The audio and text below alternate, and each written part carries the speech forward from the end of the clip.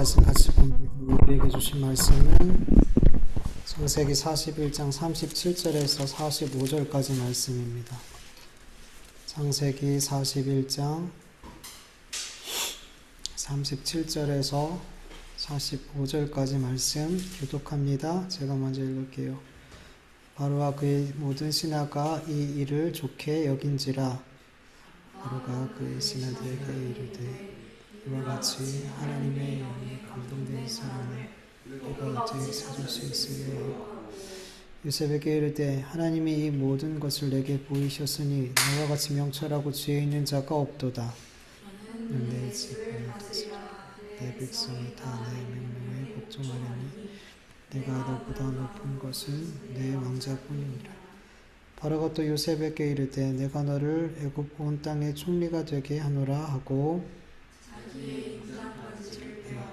요셉의 손에 끼우고 그에게 세마포 옷을 입히고 금사슬을 목에 걸고 자기에게 있는 버금수레에 그를 태우매 무리가 그 앞에서 소리를 지르기를 엎드리라 하더라. 바로가 그에게 애굽 전국을 총리로 다스리게 하였더라.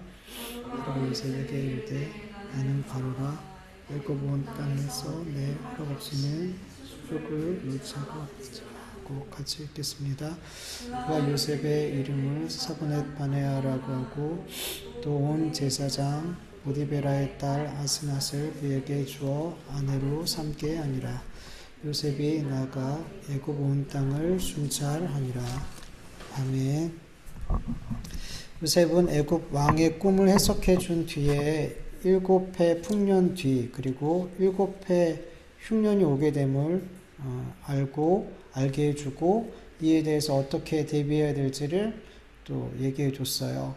오늘 본문 37절 말씀처럼 바로뿐만 아니라 모든 신하가 요셉의 그 말을 그 제안을 좋게 여겼어요. 그리고 애굽 왕이 요셉에게 이렇게 말하죠. 38절에서 41절 말씀처럼 바로가 그의 신하에게 이르되 이와 같이 하나님의 영에 감동된 사람을 우리가 어찌 찾을 수 있으려 하고 요셉에게 이르되 하나님이 이 모든 것을 내게 보이셨으니 너와 같이 명철하고 지혜 있는 자가 없도다. 너는 내 집을 다스리라. 내 백성이 다 내 명령에 복종하리니 내가 너보다 높은 것은 내 왕자뿐이니라. 바로가 또 요셉에게 이르되 내가 너를 애굽 온 땅의 총리가 되게 하노라. 여러분, 요셉은 하루아침에 죄수의 신분에서 애굽의 총리라는 말도 안 되는 신분 상승을 했어요.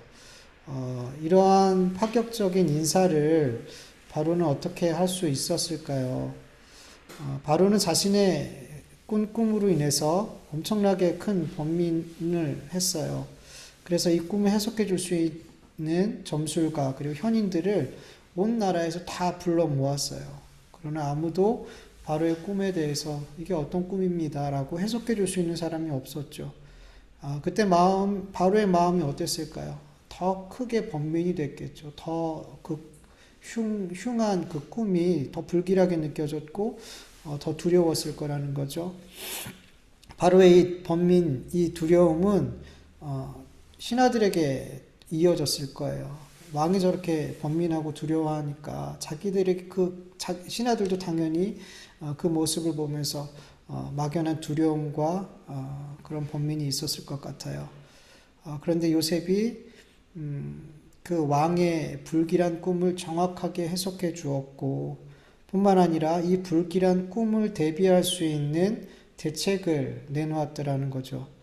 요셉의 꿈과 해석, 이에 대한 대비책, 이 모든 것은 바로의 신하들 모두 다 겪어보지 못한 되게 충격적인 신비한 경험이었더라는 거죠. 꿈을 통해서 미래의 일에 대해서 이렇게 정확하고 확신 있게 해석해 줄 수 있는 사람을 만나보지 못했을 거예요. 더 나아가서 이 미래를 대비하는 이런 지혜까지도 그들에게 너무나 충격적이었을 거예요. 지금 바로에게 있어서 요셉은 마치 신의 대리자처럼 보여졌어요. 바로에게는 요셉이 감옥에 갇혀 있었던 죄수라는 건 전혀 중요하지 않았어요. 요셉 안에 신의 영이 거하고 있었고 요셉에게 신이 주는 놀라운 능력과 명철과 지혜가 있다라는 것을 그가 직접 경험했다라는 게 중요한 거죠. 그리고 이 신의 영이 거하는 요셉만이 자기 이 두렵고 불길한 이 미래를 대비해 줄 수 있는 사람이라고 확신하게 됐던 거죠. 바로뿐만 아니라 모든 신하들도 바로와 같은 생각을 했었던 것 같아요. 그래서 바로가 이런 충격적인 인사를 했을 때 아무도 바로에 대해서, 그 말에 대해서 반대하지 않았어요. 이 바로가 절대 왕권을 갖고 있어서 신하들이 그냥 찍소리도 못한 게 아니라는 거예요. 출애굽기 10장에 보면은 모세로 인해 하나님께서 많은 재앙을 내리실 때 그 신하들이 그래요. 바로 왕한테 계속해서 고집 부리고 안 내보내니까 바로에게 어느 때까지 이 사람은 우리의 함정이 되게 하겠습니까? 이 사람을 내보내십시오. 애굽이 망한 줄 보이지 않습니까? 애굽이 망한 게 보이지 않습니까? 그러면서 이렇게 얘기하거든요, 신하들이. 그러니까 막 바로가 엄청난 힘을 갖고 있어서 찍소리도 못하는 게 아니라 다들 그렇게 생각했던 거예요. 그래서 이 일이 정말 일사천리로 진행이 되더라는 거죠. 바로는 자기 인장 반지를 빼서 요셉에게 끼워주고 이거는 이제 왕의 권한을 준 거예요. 얘가 이제 이 인장을 찍으면 이렇게 모든 게 다 통과가 돼버리는 거예요. 왕의 명령처럼. 세마포 옷을 입히고 금목걸이를 걸게 하고 왕의 버금술에 요셉을 태우고 거리 행진을 하게 했어요. 그리고 백성들에게 엎드려 절을 하라고 외쳤어요.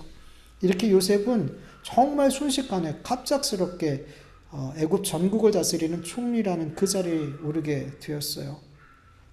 여러분, 사람의 눈으로 볼 땐 요셉이 정말 갑작스럽게 총리의 자리로 오른 것 같아요. 누가 봐도 죄수에서 하루아침에 총리가 됐다는 건 말이 안 되잖아요.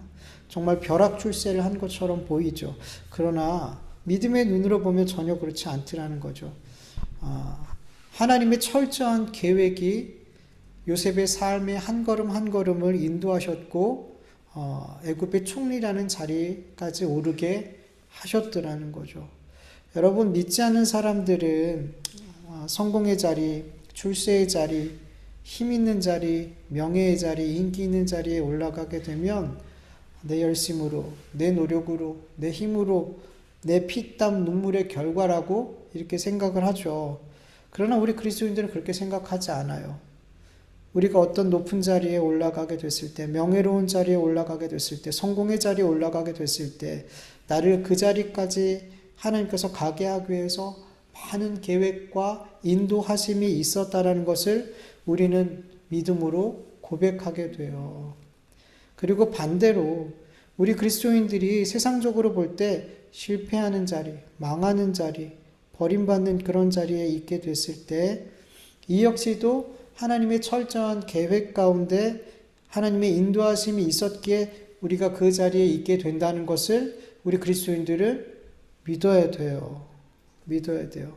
그리고 가장 중요한 건 하나님께서 나를 어느 자리에 있게 하시든 이 모든 것은 하나님의 계획하심과 인도하심인데 결국 최종적으로 우리 하나님의 백성들에게 행복과 성공과 구원을 주기 위함이라는 걸 여러분 믿으시길 축원합니다. 예. 그래야지 우리가 성공의 자리에 있을지라도 교만하지 않아요.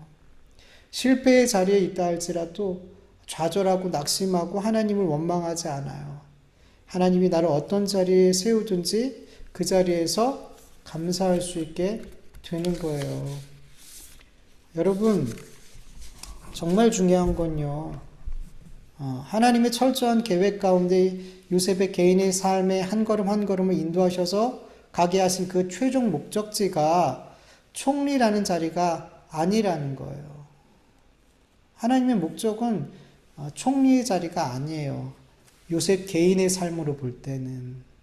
하나님께서 궁극적으로 요셉의 삶을 계획하시고 그 걸음을 인도하셔서 요셉으로 말미암아 가게 한 그 자리는 어떤 자리냐면 하나님만을 절대 의지하는 자리예요.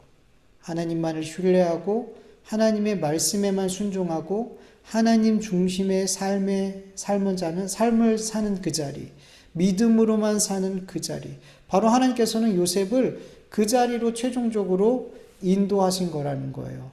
사람의 눈으로 볼 때는 하나님이 그를 총리, 애굽의 총리의 자리로 인도한 것 같이 보였잖아요. 그런데 여러분, 그의 모든 굴곡진 삶을 통해서 결국엔 그가 하나님께서 그에게 주신 자리는 뭐냐면 하나님 중심의 자리. 하나님만 믿는 믿음의 삶을 사는 자리. 하나님께만 절대 순종하는 그 자리에 지금 세우신 거라는 거예요.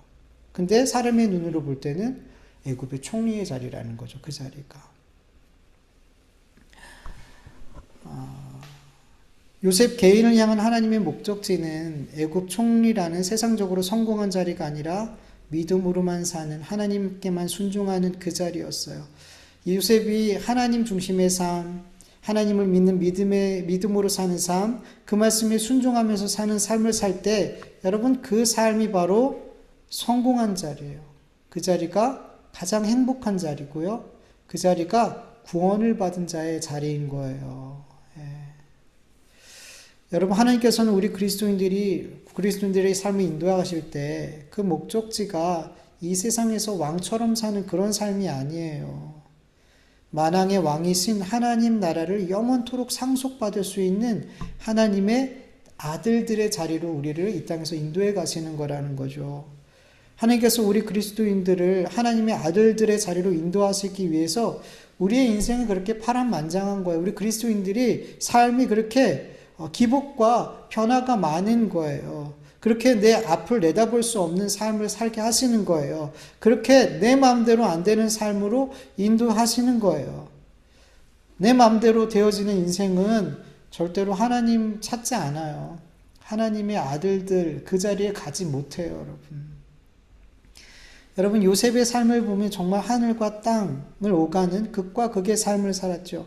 야곱의 집에선 가장 사랑받았던, 아버지에게 가장 사랑받았던 아들이었어요. 그런데 노예로 팔려가게 됐죠. 다행히도 하나님의 은혜로 그 노예로 일하다가 가정 총무가 됐어요. 그러다가 다시 죄수가 됐어요. 그러다가 또다시 어떻게 됐어요? 애굽의 총리가 됐죠. 사람들은 이런 삶을 파란만장한 삶이라 그래요. 인생의 기복과 변화가 무쌍한 삶이죠. 앞을 내다볼 수 없는 삶이었고 요셉이 계획한 대로 하나도 되어지지 않는 삶이었어요. 요셉도 우리는 성경 알고 보는 거지만 요셉은 자기의 삶이 그렇게 되어질 줄 몰랐을 거예요. 정말 이렇게까지 큰 기복이 있는 삶이었을지 꿈에도 생각하지 못했을 거라는 거죠. 애굽의 총리 이런 것들은 생각도 하지 안 해봤을 거예요, 여러분. 요셉의 삶을 보면서 내 인생의 기복과 변화는 내가 만들어내는 것이 아니라 하나님이 만들어 가신다는 것을 우리는 확인할 수 있죠. 사무엘상 2장을 보면 한나가 하나님께 기도를 해서 그 응답으로 받은 사무엘을 젖된 후에 하나님 앞에 이렇게 드릴 때 하나님 앞에 이런 기도를 드려요. 사무엘상 2장 6절에서 9절 세 번역으로 보면 주님은 사람을 죽이기도 하시고 살리기도 하시며 수월로 내려가기도 하시고 거기서 다시 돌아오기도 하신다. 주님은 사람을 가난하게도 하시고 부유하게도 하시고 낮추기도 하시고 높이기도 하신다. 가난한 사람을 티끌에서 일으키시며 궁핍한 사람을 거름더미에서 들어올리셔서 귀한 이들과 한자리에 앉게 하시며 영광스러운 자리를 차지하게 하신다. 이 세상을 떠받치고 있는 기초는 모두 주님의 것이다. 그분의 땅덩어리를 기초 위에 올려놓으셨다. 주님께서 성도들의 발걸음을 지켜주시며 악인들을 어둠 속에서 멸망시키신다. 사람이 힘으로 이길 수 없다. 아멘. 전도서 7장 14절 세 번역으로 보면 좋은 때는 기뻐하고 어려운 때는 생각하라. 하나님은 좋은 때를 잊게 하시고 나쁜 때도 잊게 하신다. 그러기에 사람은 제 앞일을 알지 못한다. 아멘. 여러분, 우리 인생, 파란만장한 우리 인생은 내가 만들어가는 게 아니에요. 하나님이 때로는 나를 죽이기도 하시고 살리기도 하시고 수월로 내려가기도 하시고 거기서 돌아오기도 하시고 가난하게도 하시고 부유하게도 하시고 건강하게도 하시고 병약하게도 하시고 높이기도 해주시고 낮추기도 해주시고 흥하게도 하게 하시고 또 망하게도 하게 하시고 좋을 때도 주시고 기쁜 때도 주시고 어려운 때도 주시고 고난도 주시고 하나님이 우리 인생을 이렇게 들었다 놨다 하시는 거란 말이에요. 예. 하나님께서. 그래서 우리 그리스도인들의 삶은 참 기복이 많아요. 예수님 믿는 사람 치고 나서 그렇게 편안하고 잔잔한 삶을 사는 분들은 내가 못 봤어요. 평안하고 잔잔하게 살다가도 예수님 만나고 나서 온갖 풍파 만나면서 사는 분들 참 많아요, 여러분. 거짓말로 많이 하잖아요. 예수님 믿으면 복 받아요, 행복해요, 평안해요. 그리고 예수님 믿었는데 뭔 없는 고난도 오고 없던 병도 오고 막 사업 잘 되던 사업도 이상하게 되고 막. 여러분, 예수님 만나면요, 우리가 하나님을 만나면요, 우리 인생이 파란만장해져요. 여러분들 파란만장하지 않았어요? 들으면 뭐가 그 정도가 파란만장해 그러지만 내 인생은 내가 볼 때 너무 파란만장한 거예요. 너무 기복이 큰 거예요. 다 그만큼 하나님이 감당할 수 있을 만큼의 파란만장을 주시는 거거든요. 이 삶을 하나님께서 왜 주시냐면 내 앞길을 내가 책임 못 지는구나. 당장 나의 내일을 내가 책임질 수 있는 게 아니구나. 잘 될 때도 그 잘됨을 의지할 수 없구나. 망하는 그 순간에도 하나님으로 말미암아 내일을 새로운 날을 주실 수 있는 그 하나님을 소망하면서 무너지지 않게 되는 거고. 이렇게 변화무쌍한 삶으로 하나님께서 우리 인도하시는 것은 결국에는 하나님만 의지하라는 거예요. 하나님만 바라보라는 거예요. 네 생각, 네 계획, 네 뜻이 아니라 하나님께 묻고 하나님의 뜻이 뭔지 알고 하나님과 함께 하라는 거죠.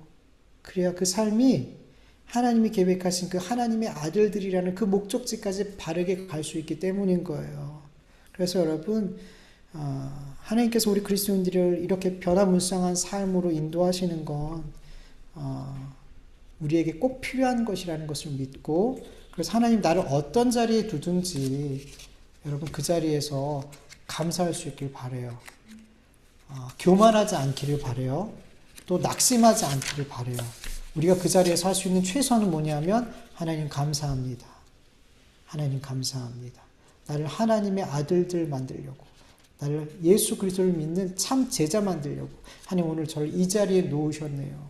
우리 이 고백을 해야 되는 거예요. 45절을 보면 요셉에게 사브낫 바네아라는 애굽식 이름을 바로가 요셉에게 지어주죠. 사브낫 바네아 이름의 뜻은 정확히 몰라요. 이 이름의 뜻에 대한 견해가 되게 많거든요. 그 신이 말한다. 그리고 그가 산다. 신이 말했다. 그가 살 것이다. 사물에 대해서 알고 있는 사람, 생명의 지탱자, 그 땅의 자양분으로 살고 있는 사람, 은밀한 것을 알려주는 현장, 되게 많은 의미, 뜻을 사람들이 이렇다라고 얘기를 한단 말이에요. 그래서, 사브낫 바네아의 뜻이 뭔지는 저는 잘 모르겠어요. 근데 중요한 건 뭐냐면, 바로가 요셉에게 지어준 이 이름은 성경에서 더 이상 안 쓰인다는 거예요. 성경에서 사브낫 바네아, 요셉에게 사브낫 바네아라는 이름을 지어줬다. 이 이외에 요셉을 사브낫 바네아라고 부르질 않아요.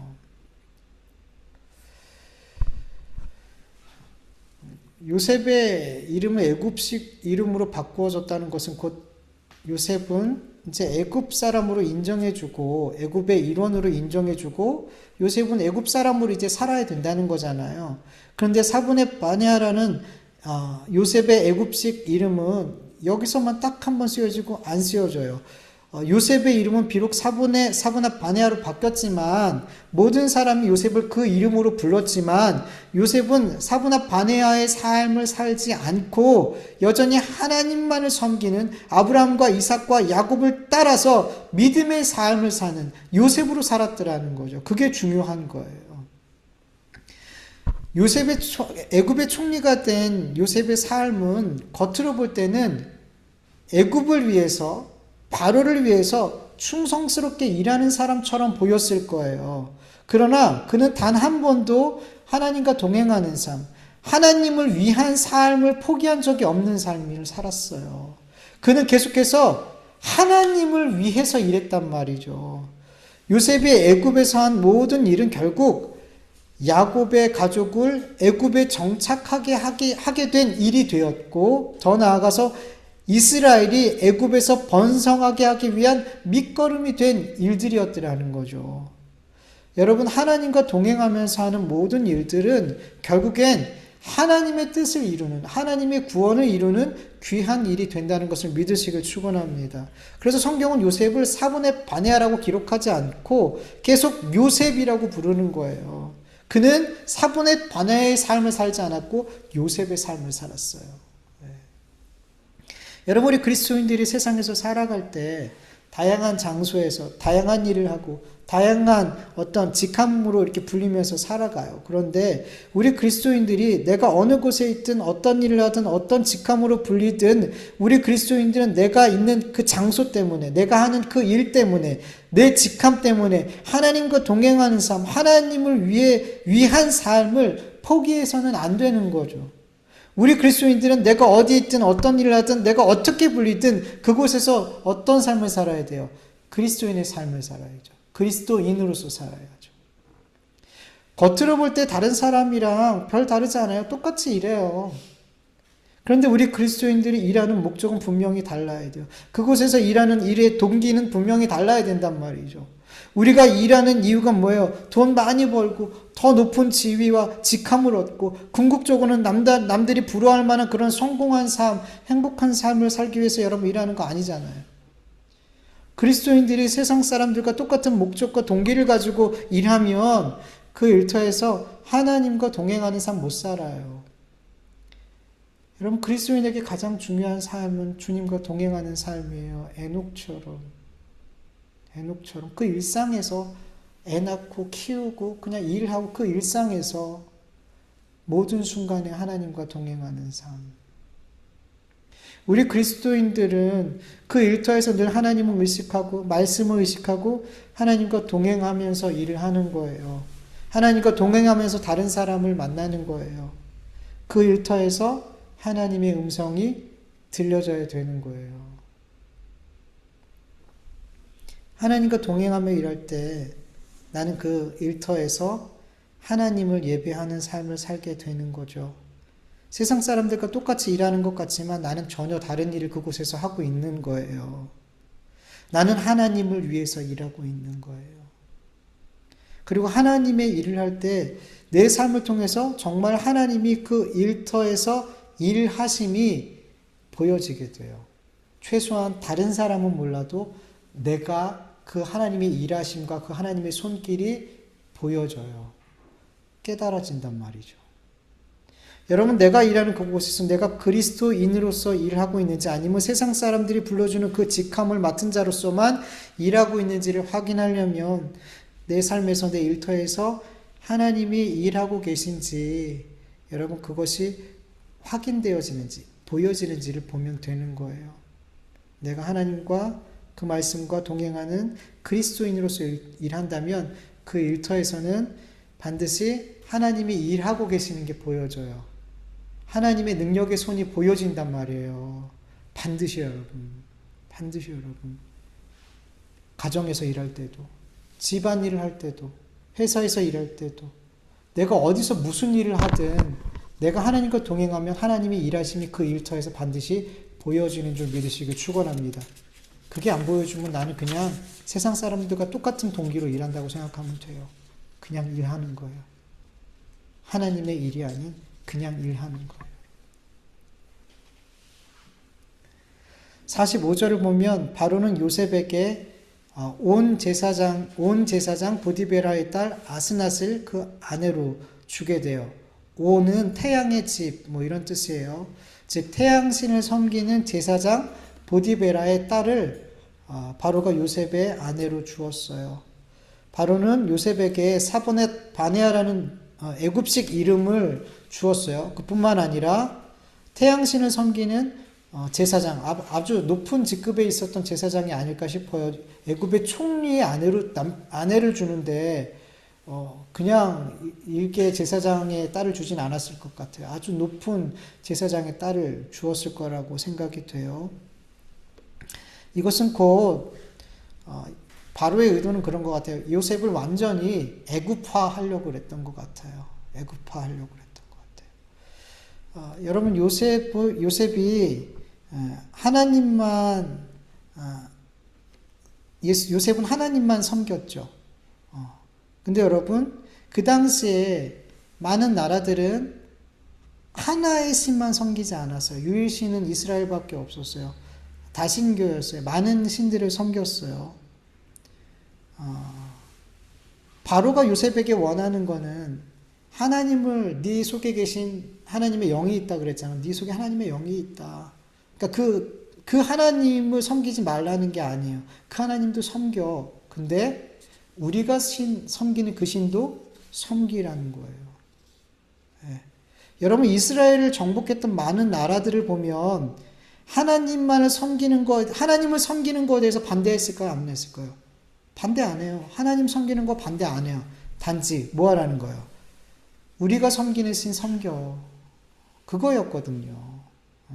한 번도 하나님 섬기지 마 이러지 않았단 말이에요.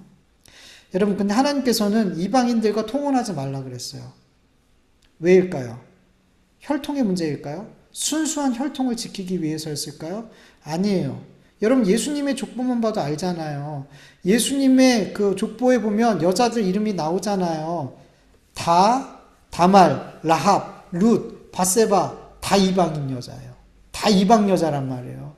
예수님의 혈통은 결코 순수하지 않아요. 막 여기저기 다 섞여 있어요.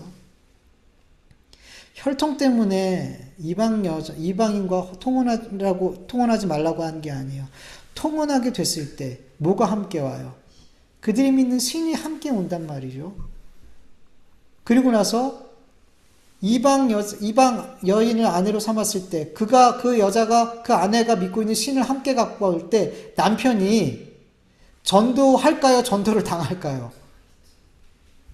거의 100의 100은 성경을 보면 전도를 당하더라는 거죠. 그래서 하나님이 통혼하지 말라는 거예요. 신명기 7장 2절에서 4절을 보면 내 하나님 여호와께서 그들을 내게 넘겨 내게 치게 하시리니 그때에는 너는 그들을 진멸할 것이라.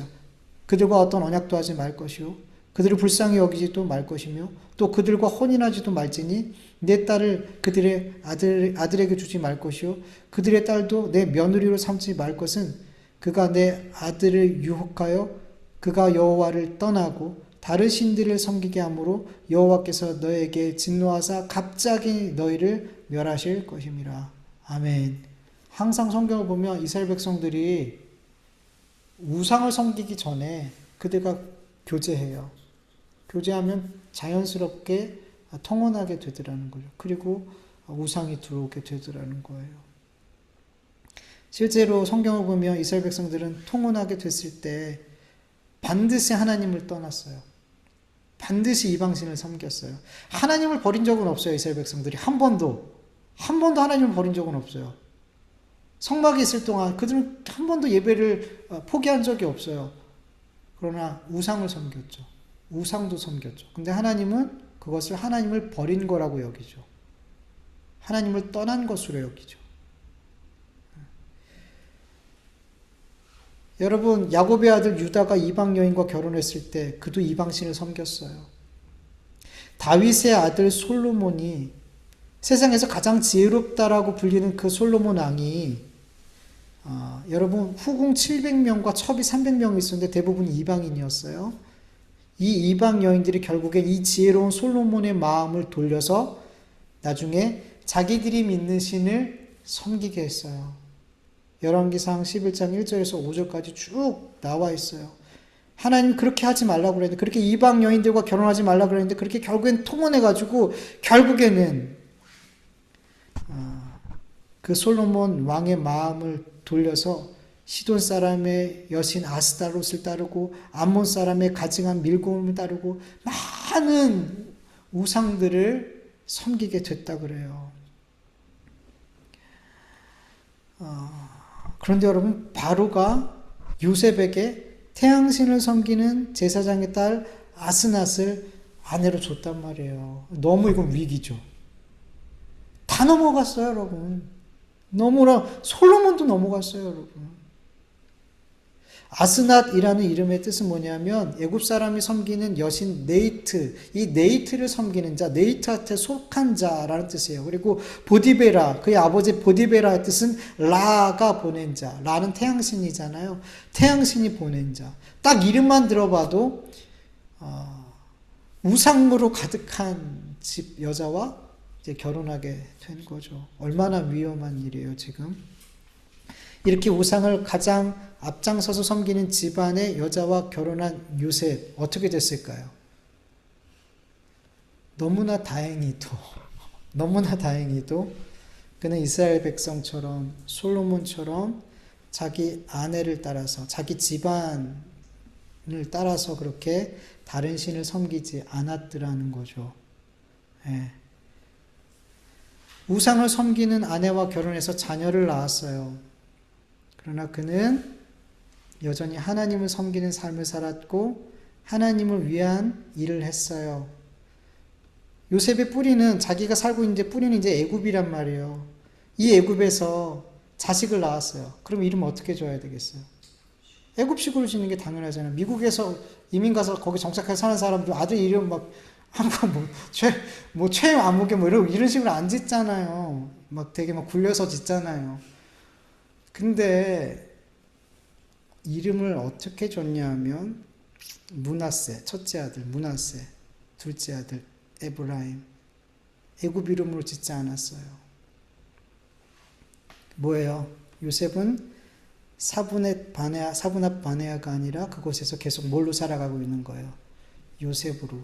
하나님을 섬기는 하나님의 백성으로 살고 그 자녀들도 하나님의 백성들로 양육하려 했더라는 거죠. 네. 그 자식의 이름을 짓는 곳에서 요셉이 지금 어떤 마음으로 그곳에서 살고 있는지를 볼 수 있는 거죠. 여러분, 우리 그리스도인들이 이 세상에 살아갈 때 요셉과 같은 상황에 놓일 때가 많아요. 믿지 않는 사람들과 가까운 관계를, 아주 친밀한 관계를 맺으면서 살아야 할 때가 많죠. 내 부모나 자녀나 배우자나 절친이나 동료나 예수님 믿지 않을 수 있단 말이죠.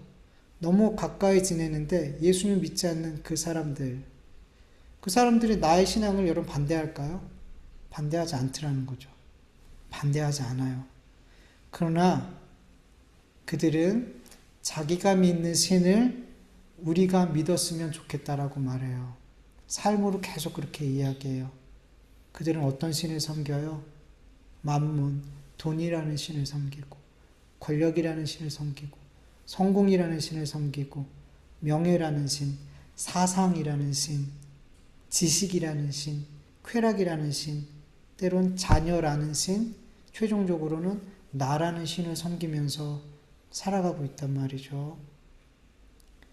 여러분, 많은 그리스도인들이 이 세상 사람들이 섬기고 있는 이 많은 세상의 신들 가운데 얼마나 많은 신들을 하나님과 함께 섬기고 살고 있는지 몰라요. 너무 많은 그리스도인들이 나는 하나님만 섬긴다고 찬양하고 고백하고 그렇게 믿음의 고백을 하지만 실상의 삶에서는 세상에서 사람들이 신이라고 여기며 그렇게 살아가고 있는 그 신들을 하나님과 함께 섬기고 있어요. 함께 섬기고 있어요. 성경은 말씀하죠. 네가 하나님과 물질을, 돈을 함께 섬길 수가 없다. 한쪽은 더 사랑하고 한쪽은 미워해. 한쪽은 사랑할 수밖에 없고 한쪽은 미워할 수밖에 없어. 같이 사랑하지 못해. 하나님 그렇게 말씀하시는데요. 우리는 그리스도인들은 하나님도 사랑한다 이야기하고 그리고 세상의 신들도 사랑해요. 네. 근데 하나님은 안 된다 그래요. 그럼 뭐예요? 우리는 하나님을 사랑하지 않는 거예요. 우리가 하나님보다 세상의 그 어떤 신으로 사람들이 신처럼 엿떠받들고 있는, 믿고 있는 그것들을 우리의 마음에 품고 있다면 이스라엘 백성과 똑같은 거예요. 하나님을 섬기는 거 한 번도 포기한 적 없지만 그들이 하나님을 계속 떠났다 그래요. 하나님을 버렸다 그래요. 우상을 섬겼기 때문에.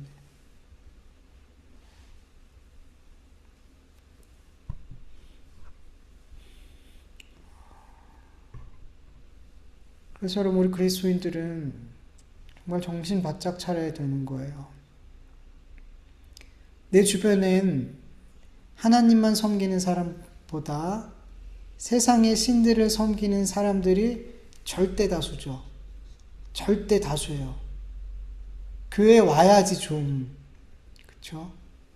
근데 밖에서 일하고 만나는 사람들, 그 중에 정말 하나님을 내 삶의 중심으로, 내 중심에 두고, 하나님 항상 내 삶의 우선으로 두고, 하나님의 말씀을 우선으로 두고, 내 생명 다해서 하나님을 따라야지. 이 세상 그 어떤 것보다 하나님을 나는 가장 사랑하면서 살아야지. 이런 마음으로 살아가고 있는 그리스도인들이 여러분 주변에 얼마나 있어요. 그렇지 않는 사람들이 절대 다수란 말이에요. 그곳에서 우리가 살아가고 있단 말이에요. 세상의 신들을, 우상들을 막 섬기는 그 우글우글거리는 그 사람들 속에서 우리가 있단 말이에요. 저는 그런 생각을 할 때마다 하나님이 우리를 너무 귀하게 보실 것 같아요. 하나님 이렇게 보실 때 반짝반짝 빛날 것 같은 거예요. 우리 그리스도인들이. 하나님 중심의 삶을 살아가는, 하나님을 정말 가장 살아가는 우리 그리스도인들 그 한 사람이 너무너무 빛나고 보석처럼 아름답게 보일 것 같은 생각이 드는 거예요. 그리고 가끔씩 가정예배 이렇게 드릴 때 너무 우리 가정이 하나님이 보석처럼 너무 아름답게 보시겠다. 그 예배 드리는 순간 하나님이 너무 아름답게 보시겠다. 막 이런 벅찬 마음이 막 이렇게 올라오는 거예요. 우리 그리스도인들 그렇게 하나님께서 벅찬 마음으로 우리를 보고 계실 거예요. 우리 주변에는 세상 신을 섬기는 사람들이 거의 전부란 말이에요. 거의 대부분이란 말이에요. 근데 우리가 어떻게 정신 차리지 않고 살 수 있냔 말이죠. 정신 바짝 차려야죠. 그래서 베드로전서 5장 8절에는 정신 바짝 차리고 철저하게 경계하십시오. 여러분의 원수인 마귀가 울부짖는 사자처럼 삼킬 자를 찾아 돌아다니고 있습니다. 데살로니가전서 5장 5절에서 6절. 너희는 다 빛의 아들이요 낮의 아들이라. 우리가 밤이나 어둠에 속하지 아니하였나니 그러므로 우리는 다른 이들과 같이 자지 말고 오직 깨어 정신을 차릴지라. 아멘. 여러분 정신 차리셔야 돼요. 저도 마찬가지예요.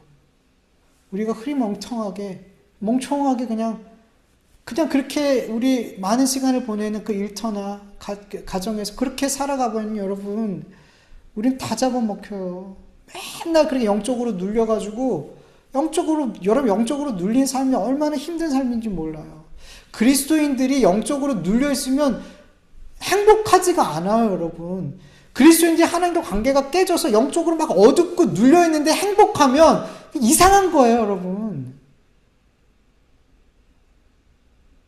여러분 사랑하는 사람이랑 싸웠을 때 모든 게 다 불편하죠. 이게 사고하고 해결되지 않으면 모든 게 불편해요. 다 불편해요. 내가 가장 사랑하는 주님과 관계가 불편하면 여러분 이 세상에서 내가 아무리 세상 사람들이 좋은 걸 다 얻고 누리고 한다 그래도 그게 안 기뻐야 되는 게 맞아요. 안 기뻐요. 여러분 하나님과의 관계가 불편하면 안 즐거워요. 행복이 안 누려져요. 그게 정상이에요.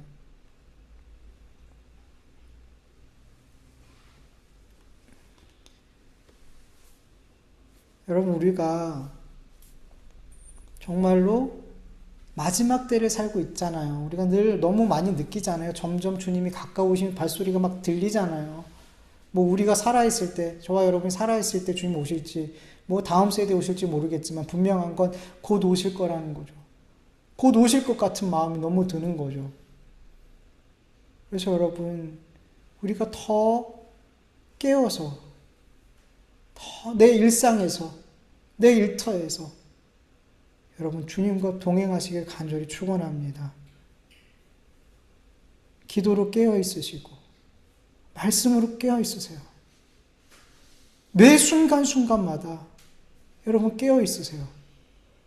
그냥 일상이 되셨으면 좋겠어요. 하나님과 대화하고 꼭 무릎 꿇고 기도하지 않아도 그 일상에서 내가 일터에서 누군가를 만나야 될 때 그 순간 하나님 앞에 기도하고 어떤 일이 막혔을 때 그 순간 내가 어떻게 해야 되지 하기 이전에 하나님의 이름을 먼저 부르고 의탁하고, 그냥 내 일상에서.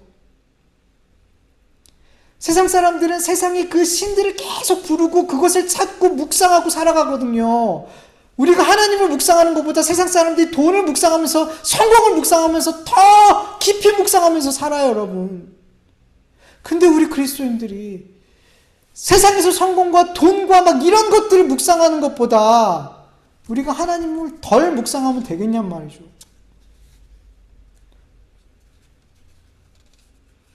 근데 우리 그리스도인들조차도 하나님과 늘 동행하고 하나님을 묵상하는 삶, 함께하는 삶보다는 이 세상의 신들, 세상 사람들과 똑같이 그런 성공을 묵상하고 물질에 대한 부유함과 잘됨과 형통과 복과 이런 것들에 대한 그 묵상이, 그런 사모함이 너무 크더라는 거죠.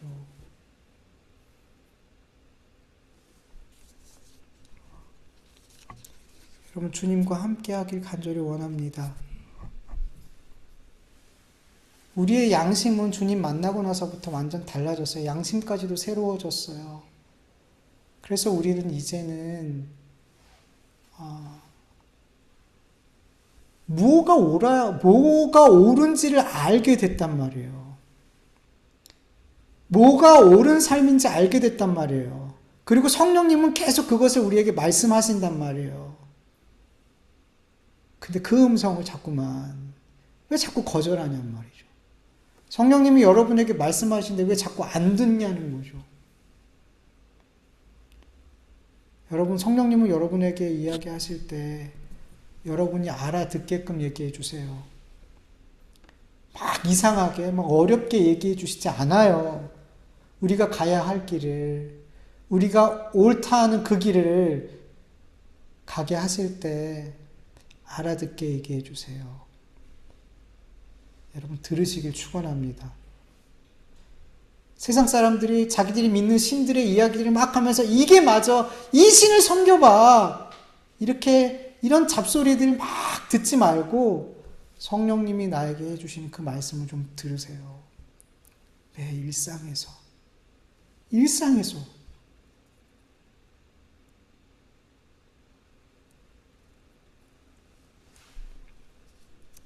점점 많이 느껴져요, 여러분. 정말 믿는 사람이 얼마나 될까? 정말 예수님 믿고 예수님과 함께 살려고 발버둥 치는 사람이 정말 얼마나 될까? 교회 안에서조차도 얼마나 그런 사람이 있을까? 이 많은 유혹들로 가득한 이 세상 속에서 정말 예수님 한 분 때문에 제가 만족할 수 있어요. 이 길이 다 틀렸다고 하는데 주님이 옳다고 말씀하시기 때문에 주님, 제가 이 길을 갈게요. 이런 사람이, 이런 그리스도인들이, 이렇게 보석처럼 빛나는, 하나님께서 보실 때 보석처럼 빛나는 그리스도인들이 얼마나 될까?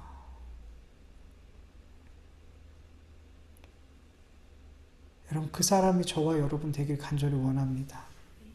그 사람이, 그 삶의 예배자, 그 삶이 항상 하나님 앞에 깨어있는 예배자의 삶을 사는 그 사람이, 하나님 찾으시는 그 사람이 저와 여러분 되기를 간절히 축원합니다.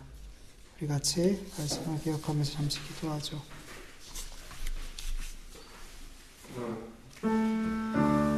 하나님 아버지, 감사합니다. 내 삶의 진실로 하나님과 동행하는 삶을 살게 합니다. 하나님, 이 세상은 어둡고 악한 길로 더 향해 들어갑니다. 교회 안에서조차 아버지 하나님, 주님의 길을 따르는 것은 넓은 문으로 세상의 악한 길을 따라가면서 그런 잘못된 방향을 향해 사람들이 너무나 많습니다. 하나님 아버지, 주님 오실 때가 점점 가까이 옵니다. 정말 하나님을 위해서 살겠습니다. 정말 믿음으로 살겠습니다. 세상의 많은 신들을 아버지 다 뿌리치고, 아버지 그 가짜들을 다 뿌리치고 참 하나님 되신 그 하나님만을 섬기는 그 아버지 하나님 내 삶의 주변에는 나를 위한 삶, 나라는 우상을 섬기는 사람으로 가득합니다. 하나님을 모르는 사람으로 가득합니다. 하나님을 믿지 않는 사람으로 가득합니다.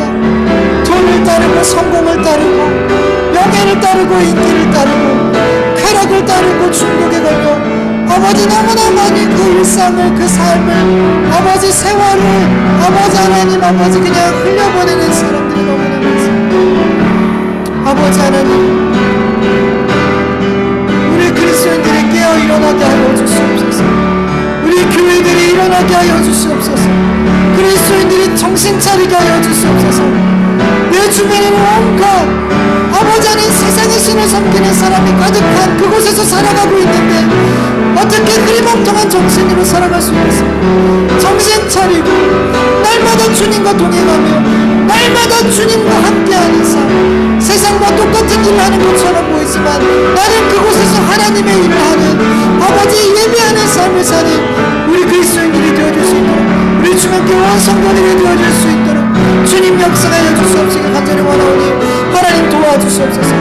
아버지 요셉이 사문한 아내라 불리며 이름도 바뀌고 아버지 하나님 우상을 섬기는 집안과 결혼하고 우상에 섬기는 아내와 아이를 낳고 살았지만 아버지 그는 여전히 하나님만 섬겼고 여전히 하나님을 위한 일을 했고 아버지 그 자녀들이 아버지 믿음으로 살기를 바라며 아버지 믿음으로 양육했음을 분명히 봅니다. 하나님 도와주시옵소서. 내 모든 주변이 다 세상 신을 섬기고 나를 따를지라도 나는 예수님 따르길 원합니다. 나는 주님 따르길 원합니다. 나는 믿음으로 살길 원합니다. 주여 도와주시옵소서. 주여 도와주시옵소서. 주여 도와주시옵소서. 주님 도와주시옵소서.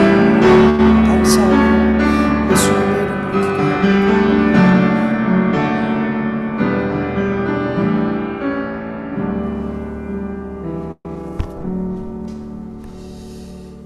하나님 아버지 감사드립니다.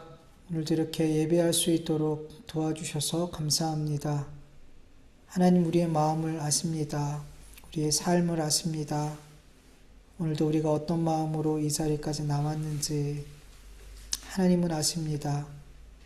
우리가 말로 다할 수 없었던 말하기도 부끄러운 우리의 모든 죄와 허물들을 주님 용서하여 주시고 예수 그리스도의 십자가의 보혈로 우리를 덮으시사 이 시간 우리가 하나님 앞에 드린 모든 예배와 이 기도와 찬송 이 모든 것들이 하나님 앞에 영광스러운 예배로 올려드려지게 하여 주시옵소서. 우린 약하지만 주 예수 그리스도의 십자가의 능력은 절대적으로 강합니다. 우린 부정하지만 주 예수 그리스도의 보혈은 절대적으로 깨끗합니다.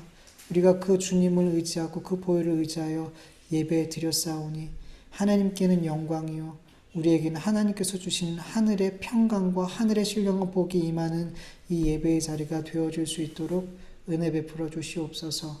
하나님 앞에 주의 말씀을 들었습니다.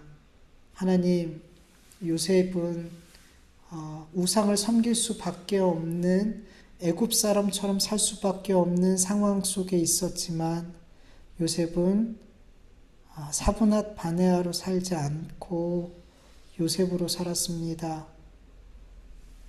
하나님만을 섬기며 겉으로 볼 때는 사람을 위해서 일한 것 같았지만 한 번도 하나님을 위해서 일하지 않은 적이 없었습니다.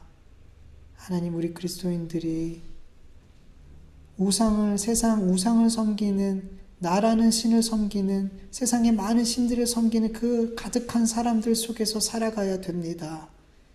그 속에서 우리가 하나님만을 섬기는 그리스도인으로 살기 위해서는 정말 하나님의 은혜가 아니면 불가능합니다. 우리가 이 삶이 영적인 씨름이라는 것을 늘 깨닫고 우리가 어디에 있든 주님과 동행하는 삶을 살고 말씀과 동행하는 삶을 살게 해주시옵소서. 세상에 많은 소리가 내 귀에 가득가득 들리지만 하나님 우리가 성령님이 우리에게 말씀하시는 그 음성 반드시 듣게 하여 주시고 그 음성을 따라 걸어갈 수 있는 우리의 삶이 되어줄 수 있도록 도와주시옵소서. 세상의 말들이 너무 그럴듯합니다. 너무 부드럽고 너무 그럴듯하고 너무 내 삶을 행복하게 해줄 것 같은 말들이 너무나 많지만 정말 우리의 삶을 성공하고 행복하게 하고 우리를 구원으로 인도할 수 있는 그 음성은 주님의 음성뿐입니다. 성령님의 그 음성뿐입니다. 우리가 그 빛과 같은 음성을 무시하지 않고 잘 들을 수 있도록 도와주시옵시고 순종할 수 있도록 은혜 베풀어 주시옵소서. 그래서 이 악한 세대 가운데 빛의 자녀로 낮의 아들들로 살아갈 수 있도록 도와주세요. 감사하며 예수님의 이름으로 기도합니다. 아멘. 주님 가르쳐 주신 기도로 예배 마칩니다. 하늘에 계신 우리 아버지여, 이름이 거룩히 여김을 받으시오며 나라의 마옵시오며 뜻이 하늘에서 이루어진 것 같이 땅에서도 이루어지이다. 오늘날 우리에게 일용할 양식을 주옵시고 우리가 우리에게 죄 지은 자를 사하여 준 것 같이 우리 죄를 사하여 주옵시고 우리 시험에 들게 하지 마옵시고 다만 악에서 구하옵소서. 대개 나라와 권세와 영광이 아버지께 영원히 있사옵나이다. 아멘.